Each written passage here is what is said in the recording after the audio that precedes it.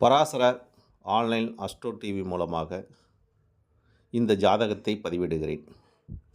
ரமேஷ்குமார் ராயவேலூர் இந்த Parasara astro online மூலமாக அவர் ஒரு கேள்வி எழுப்பியுள்ளார்.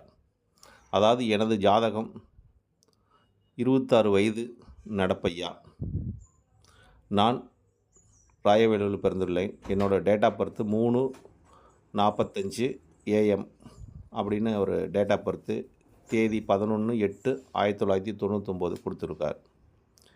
எனக்கு ஏன் இந்த கஷ்ட நிலை, ஏன் எனக்கு இந்த பிரச்சனை, எதனால் எனக்கு இந்த நிலைப்பாடு என்று எனக்கு ஆய்வு செய்து எனக்கு சொல்லுங்கய்யா என்ற ஒரு கருத்தை அவர் முன்வைத்தார். இவரோட ஜாதகத்தை பார்க்கும்போது அவரே அனைத்தும் சொல்லிட்டார் அப்படிங்கிற ஒரு தன்மை இருக்குது. இருந்தாலும் எதனால் இவருக்கு இந்த பிரச்சனை வந்தது, ஏன் இந்த பிரச்சனை இவருக்கு இந்த கஷ்டப்படுகிறார் அப்படிங்கிற ஒரு தன்மை ஜாதக ரீதியாகவும் கிரக ரீதியாகவும் பார்க்கும்போது அவரோட ஜாதகத்தை நான் உணர்ந்த ஒரு நிலைப்பாட்டை இந்த பராசர அஸ்ட்ரோ ஆன்லைன் மூலமாக உங்களிடத்தில் பகிர்ந்து கொள்கிறேன். ஏன்னா மற்றவர்களுக்கு, அதாவது ஜோதிடத்தை கற்றுக்கொள்பவர்களுக்கும் ஜோதிடத்தை பலன் எப்படி எடுக்கலாம் என்பதற்கும் இது அவங்களுக்கு ஒரு எளிதான ஒரு முறையில் ஒரு வழியை காட்டும் என்பதற்காக இந்த கருத்தை பதிவிடுகிறேன்னு வச்சுங்களேன். இந்த ஜாதகத்தையும் பதிவிடுகிறேன், என்னோடய கருத்தையும் பதிவிடுகிறேன்.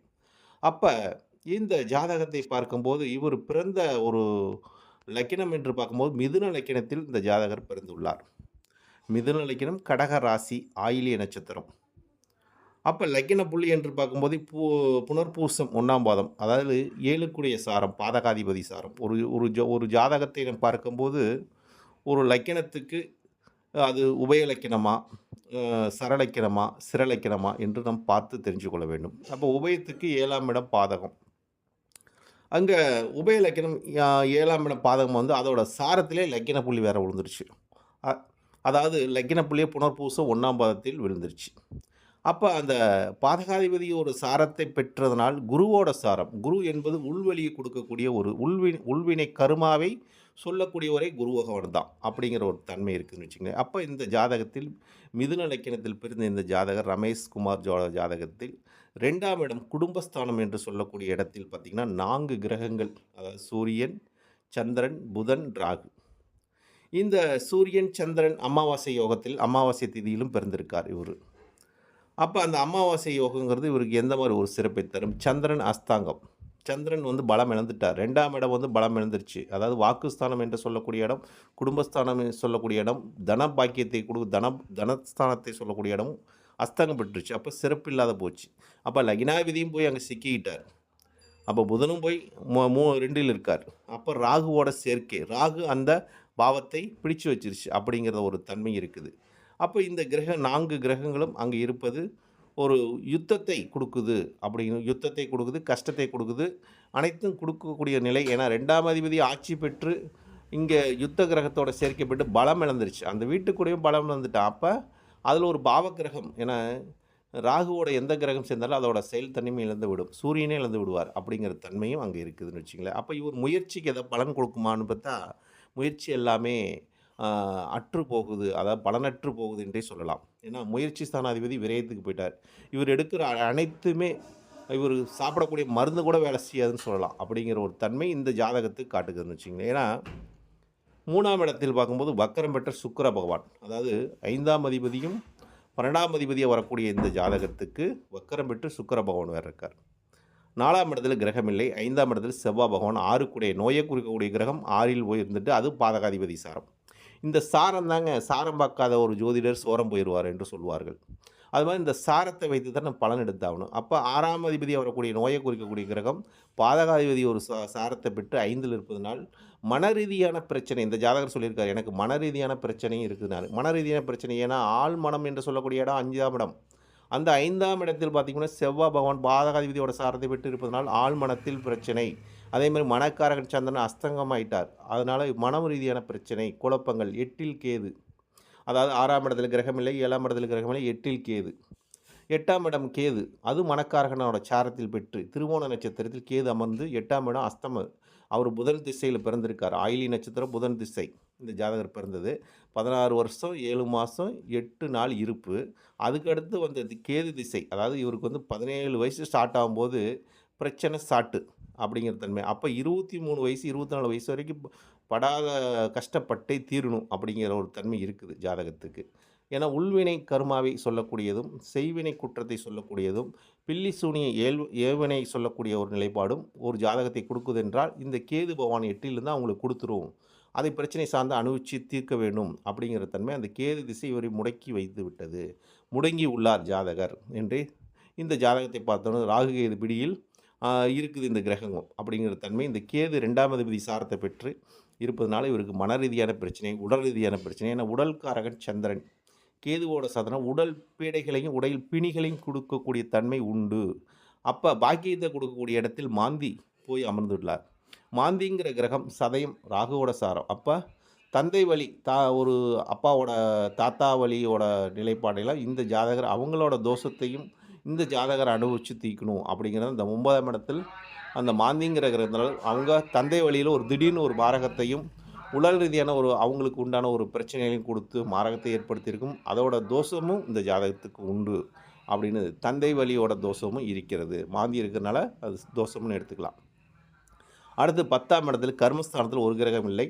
10ஆம் அதிபதி வரக்கூடிய குரு பகவான், பாதகாதிபதி வரக்கூடிய குரு பகவான், சனி குரு சேர்க்கை பெற்று குரு சனி சேர்க்கை பெற்றால் பிரம்மகத்தி தோஷம் என்று சொல்லக்கூடிய ஒரு அமைப்பு. அதாவது குரு சனி சேர்ந்தால் சுபகிரகம் இருக்கு இல்லையே குரு, அதோட சனி சேரும்போது அவங்களுக்கு வந்து பிரம்மகத்தி தோஷத்தை சொல்லக்கூடியது.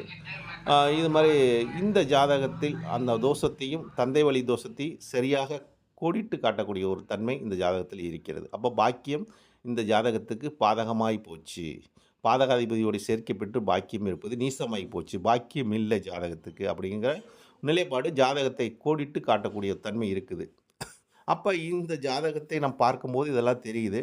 இவருக்கு நடக்கக்கூடிய இப்போ தசா காலங்கள் புதன் திசையில் பிறந்தார், கேது திசை முடிந்து இப்போ சுக்கிர மகா திசையில் சுய புத்தி 2024 11 7 2026 7 20 வரைக்கும் இருக்குதுன்னு வச்சுங்களேன்.